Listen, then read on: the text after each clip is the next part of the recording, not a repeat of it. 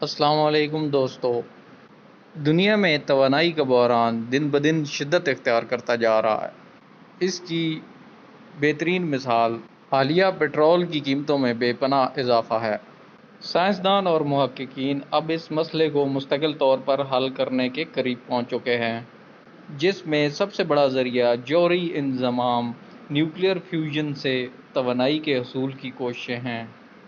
اگر انسان ایسا کرنے میں کامیاب ہو گیا تو زمین پر ماحول یکسر بدل جائے گا۔ بجلی پیدا کرنے والے پرانے نقصان دہ اور مہنگے طریقے چھوڑ دیے جائیں گے۔ قدرتی گیس کی ضرورت بھی نہ ہونے کے برابر رہ جائے گی۔ تو میں آپ کو بتانا چاہتا ہوں کہ زیادہ مایوس ہونے کی ضرورت نہیں ہے۔ ابھی ایک امید کی بہت بڑی کرن باقی ہے۔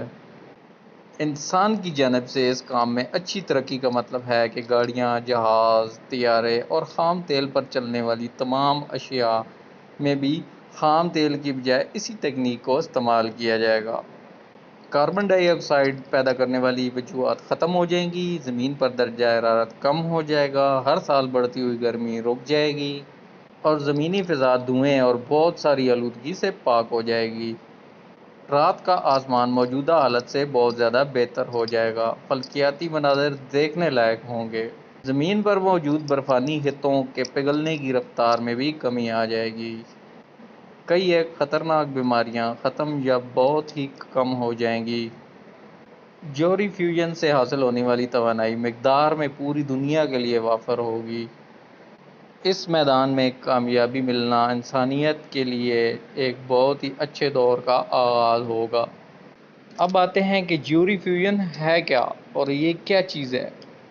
جیسا کہ ستارے، سورج وغیرہ توانائی پیدا کرتے ہیں، انہی کی نقل پر انسان یہ کرنا چاہ رہا ہے۔ جوہری عمل دو طرح کا ہوتا ہے، ایک جوہری انضمام جسے انگلش میں نیوکلیئر فیوژن کہتے ہیں، اور دوسرا ہے جوہری انشقاق جسے انگریزی میں نیوکلیئر فشن کہتے ہیں۔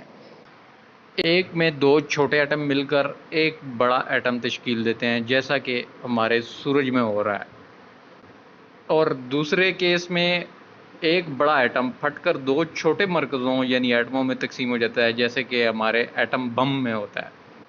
سائنسدان جوہری انضمام پر تحقیق اور مہارت حاصل کرنے کی کوشش میں ہیں۔